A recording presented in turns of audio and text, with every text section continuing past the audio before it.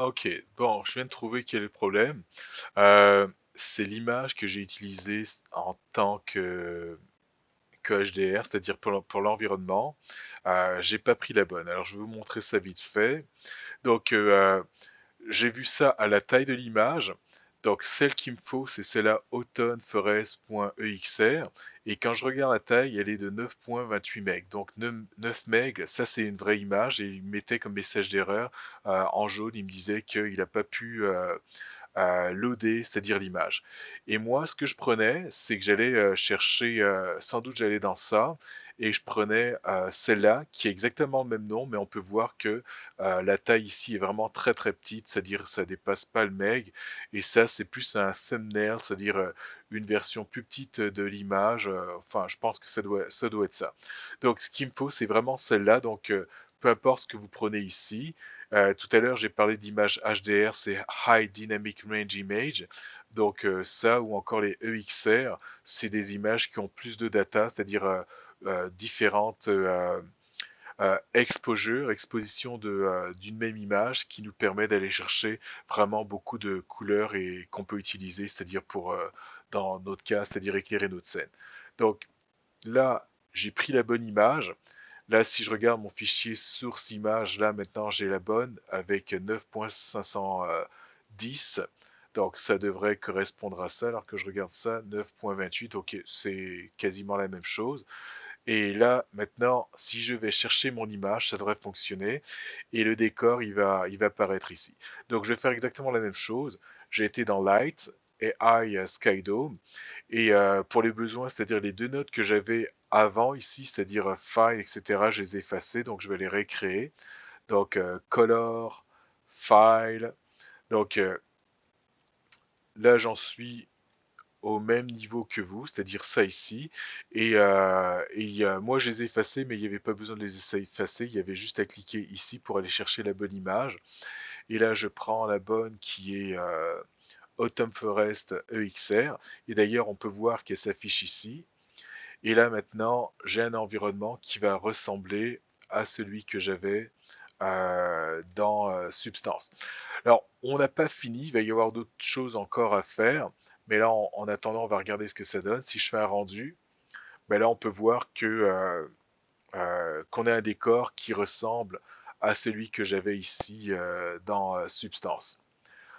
Et on devra avoir le même type d'éclairage. Alors, je vais retourner dans Maya. Alors là, c'est du pré-rendu, c'est-à-dire il fait un calcul de rendu. Alors, les petites choses qu'on va changer. Si on regarde l'image qu'on voit ici, si on se penche sur cette partie, alors les normales en fait, cette partie-là exactement, ça c'est des normales, ainsi que ça, on n'a pas tout à fait la même chose. D'ailleurs, je peux tourner ici. Et ça, c'est une des raisons à cela, c'est que Substance utilise du DirectX par défaut. Ensuite, Maya par défaut, c'est de l'OpenGL. Et moi, ce que j'avais fait auparavant, si je vais dans les options de Maya, ça c'est quelque chose que j'avais demandé de faire, c'est-à-dire et que je vais, alors c'est dans l'affichage. Par défaut ici on a du OpenGL et je vous avais demandé de le changer en DirectX, donc ça signifie que c'est correct. Et là, ce que ça fait, ça c'est que lorsqu'on faisait les matériaux PBS Stingray, donc au niveau de l'affichage, à ce niveau-là, il est correct. Et ça, par contre, au niveau du rendu, ici, Arnold, c'est pas correct. Alors, il va falloir qu'on change une petite chose. Et aussi, je vous donnerai le lien. Je vais vous montrer ça ici. Je vais vous donner ces deux liens-là. Donc, il y en a un de substance. Et ce qui est intéressant, c'est qu'il y a un petit guide et aussi un tutoriel. Et d'ailleurs, on peut voir Lanterne Glace MB. On pourrait downloader cette scène et faire recréer cette texture-là tout simplement avec la transparence, etc. Alors moi, je vous montre ça, c'est-à-dire ce qui est pertinent pour nous. Euh, Plusieurs choses. Alors déjà, ce qui est bien, c'est il nous montre, c'est-à-dire les différentes textures, base, color, roughness, etc. Opacity, moi, je l'ai pas utilisé, étant donné que lui, il va nous permettre de créer la transparence et que j'ai pas de transparence dans mon objet pour faire du vert. Et là, on peut voir les différents modes. Color Space, donc Base Color, lui, c'est le seul qui va être en sRGB, alors que les autres sont en RAW. Et une autre chose que je vous ai dit, c'est Alpha is Luminance, Alpha is Luminance, donc je l'ai fait pour ceux-là. Le 8, lui non plus, je l'utilise pas. Donc en gros, tout est résumé ici. Là, on peut voir le network, comment il est fait. Alors nous, on n'a pas d'ambient occlusion, mais si jamais on devait en mettre, on peut voir ici qu'il utilise un multiply pour ça. Là, on est plus en détail, donc il parle du color space et du alpha is luminance. Et là, c'est pour l'ambient occlusion. Et nous, c'est cette partie-là qui nous intéresse, c'est-à-dire pour la normale, il va falloir cocher ou décocher ça. Et là, ce qui va être important, c'est cette partie-là. Donc voilà ce que ça dit.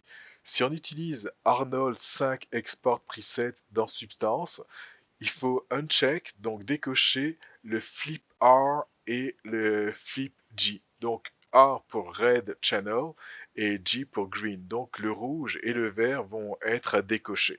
Donc, et si jamais on utilise le document channel normal, no alpha, bah, il y a juste celui-là. Nous, on est dans cette catégorie-là, donc on va faire ça. On va décocher le flip R et NG et J. Donc, je vais ici, je mets ça ici. On va, pour l'instant, bon, je vais faire encore. Ok, avant de le fermer, voilà ce que je vais faire, histoire qu'on puisse voir la différence entre les deux.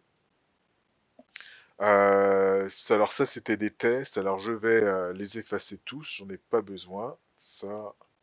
Alors je sélectionne, je clique sur, enfin, je sélectionne et j'appuie sur Delete.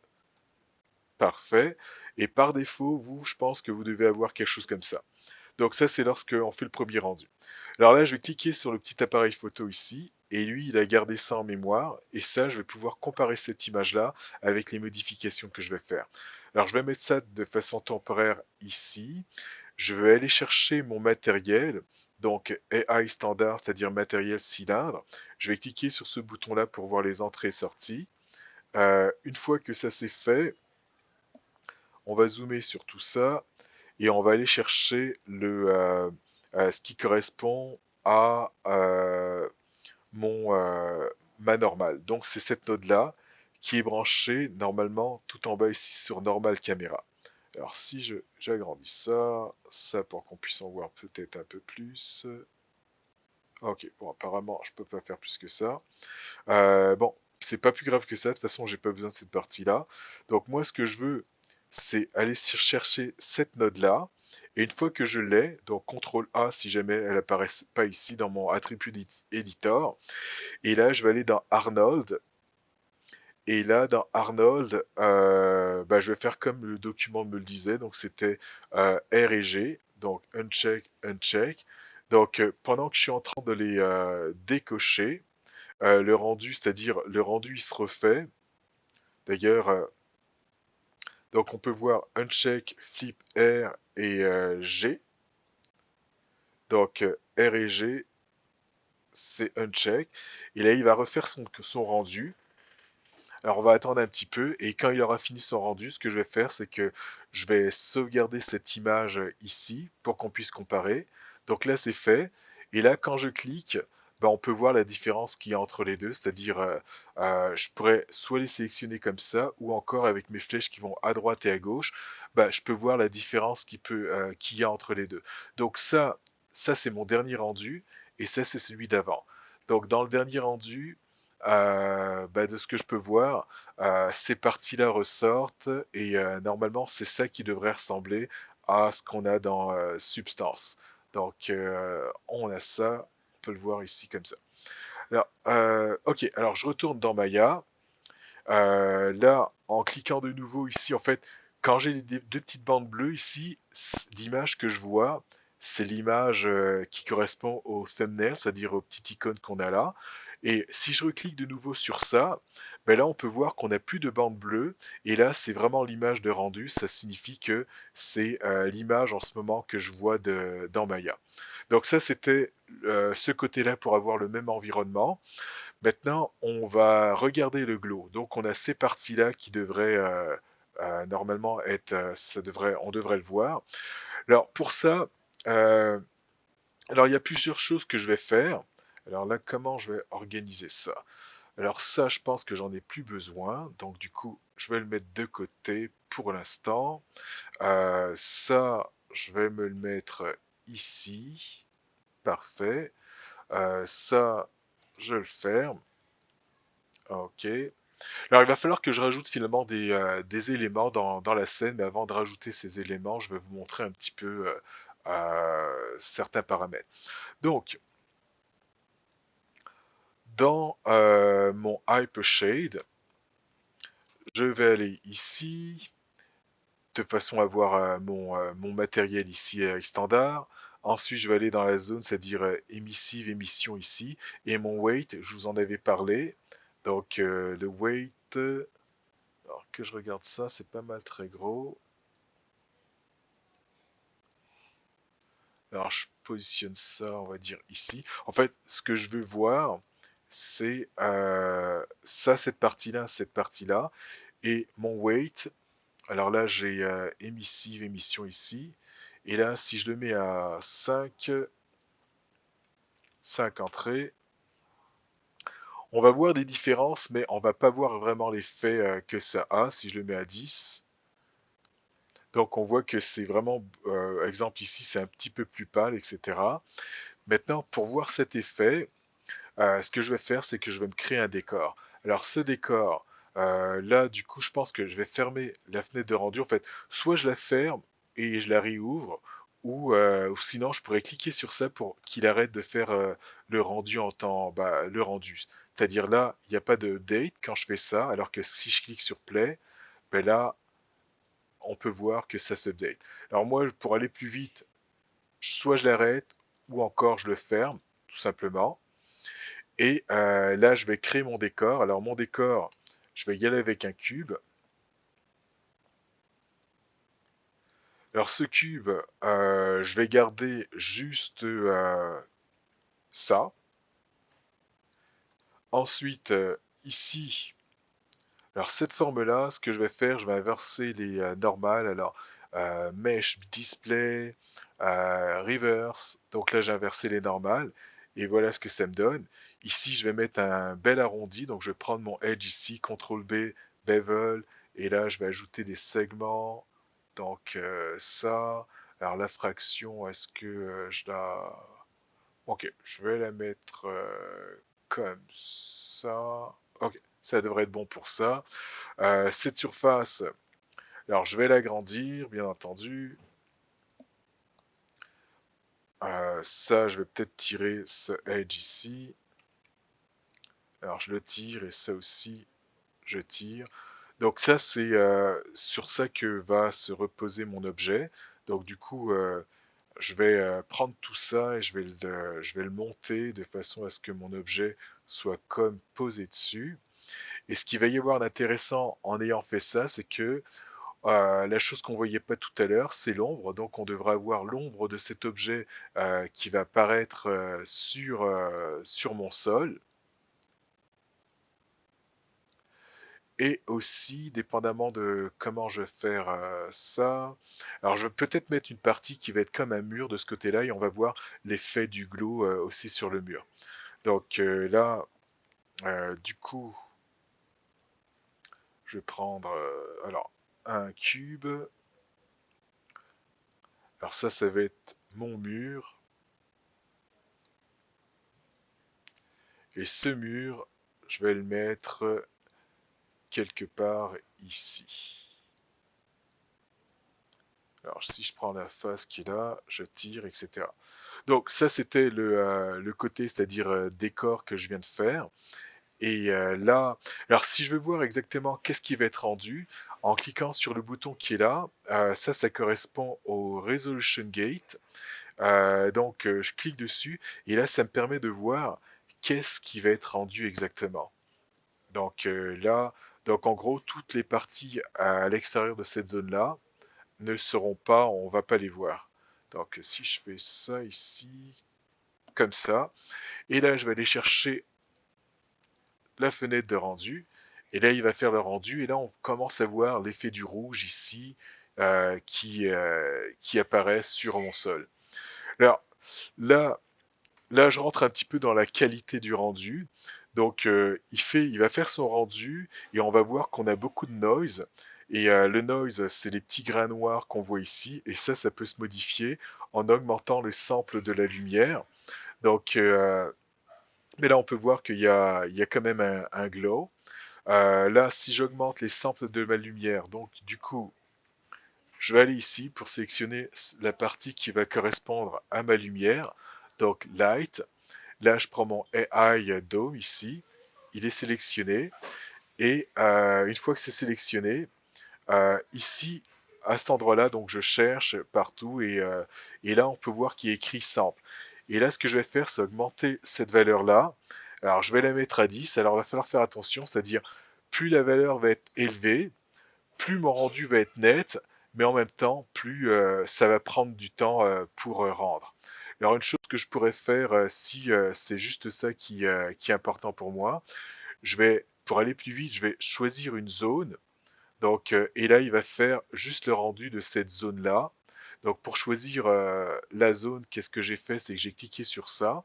Donc là, j'ai rien, bah je rends tout plutôt, et là en faisant ça, je choisis cette zone. Comme ça va aller un peu plus vite et il va updater et rendre cette zone-là.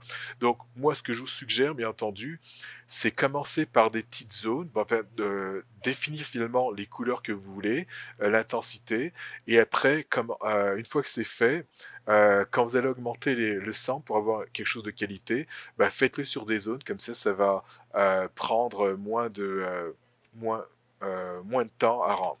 Alors là, si je le mets à 20, juste histoire de voir s'il va m'éliminer complètement les grains.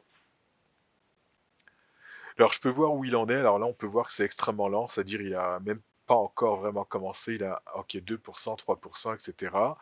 Alors 20, ça va être sans doute beaucoup. Donc en fait, je le mettrai. Ok, ah, quoique il nous donne ça. Et donc voilà ce que ça donnerait.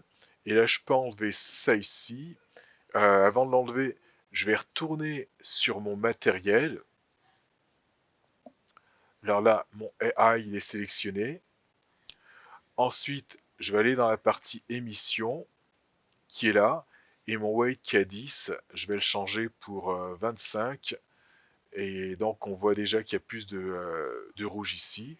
Et là, ce que je vais faire, c'est enlever ça. Et là, il va me rendre tout ça. Et là, je vais attendre après mon rendu. Alors ça conclut cette partie-là, c'est-à-dire pour le rendu de l'image de l'objet. Donc ensuite, alors là, je vais faire un stop. Et là, je peux déterminer. Donc si je veux pas l'avoir en gros plan et que je vais voir quelque chose comme ça, alors je vais peut-être le tourner. Quelque chose comme ça. Et dans ma vue, bon, le mur là, je vais l'enlever ou peut-être le pousser pour l'instant.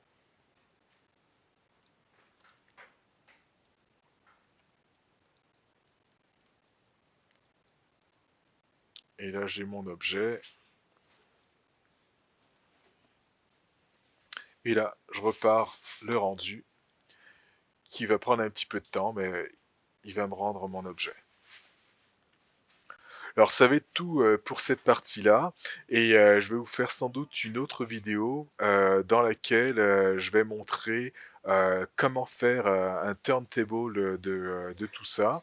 Et donc pour le devoir, euh, bah, je demande juste une image de l'objet. Donc ça veut dire juste une image de rendu comme on peut le voir ici. Et pour le portfolio, sans doute peut-être un turntable pour ceux qui veulent mettre un turntable. Mais maintenant, ce qu'il faut avoir en tête, c'est que ça prend du temps et qu'en plus ici, j'ai même pas la résolution, c'est-à-dire la plus haute résolution d'image. Je pense que j'ai du 960 par 540. Alors je vais tasser ça pendant qu'il est en train de rendre. Et donc on a 960 par 540, mais au niveau du rendu, bah, d'ailleurs on va le voir, si je vais ici dans mes render settings, donc je clique sur ça, Donc là, on voit qu'il me dit qu'il va utiliser Arnold. L'image qui va générer, ça c'est si je clique sur Render, ça va être une image au format EXR. Et moi, là où je veux en venir, c'est ici. Et sans doute, on va prendre du 1080, HD 1080 ou 720. Donc 720, en fait, ça c'est ce qu'on a en ce moment. 720, ça va prendre plus de temps et 1080, ça va être encore plus long. Donc là, il n'a pas encore fini de rendre, mais c'est juste pour vous dire que là, on parle d'une seule image et il n'a pas encore fini. Alors sans doute, je diminuerai mon nombre de samples. Il va sans doute y avoir un peu de grain, mais au moins, ça prendra plus de temps à rendre parce que là, depuis le temps que je parle, il en est rendu à 51%. Donc ça, c'est quelque chose que je risque de changer par la suite, c'est-à-dire le nombre de samples qui est dans la lumière pour que ça prenne un petit peu plus de temps. Et dans le cas d'une table tournante, bah, admettons que j'ai 300 images, bah, ça va être 300 fois le temps qu'on voit ici. Et donc du coup, c'est juste que pour que vous ayez en tête que le rendu comme ça peut prendre du temps. Alors là, on a l'ombre ici, qu'on voyait pas tout à l'heure parce qu'on n'avait pas de surface sur laquelle l'objet était posé. Et on est rendu à 78%.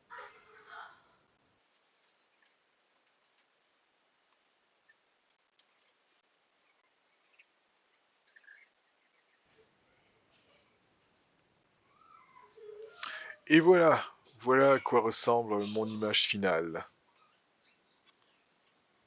On va terminer par cela. J'ai fait un rendu d'image, donc cette image elle est plus grande, c'est une image en 1080, donc 19 à 20 pixels, 1920 pixels par 10, enfin 1080 pixels. Et de ce qu'on peut voir ici, 20 et 48, donc ça c'est le temps que ça a pris pour rendre, 20 minutes et 48, juste pour une seule image. Donc voilà, alors cette image-là, ce qu'on pourrait faire si on veut la voir, je pourrais aller dans File, Save, Image, et ou Save Final Image. Alors, je vais aller dans ça, image. Alors là, dans le dossier image, parfait. Alors le format qu'on va prendre, on va y aller avec du PNG. Donc là, c'est mon cylindre. Alors cylindre.png, save. Et là, j'ai sauvé mon image. Et normalement, si je vais dans mon projet, le projet, bon, il est là. Et je vais, alors, c'est ici que ça a été sauvegardé. Et là, je peux voir que j'ai cette image que par la suite, je pourrais ouvrir dans Photoshop si jamais j'ai euh, des petites choses à faire dessus en post-production. Alors, ça va être tout. Et donc, à la prochaine.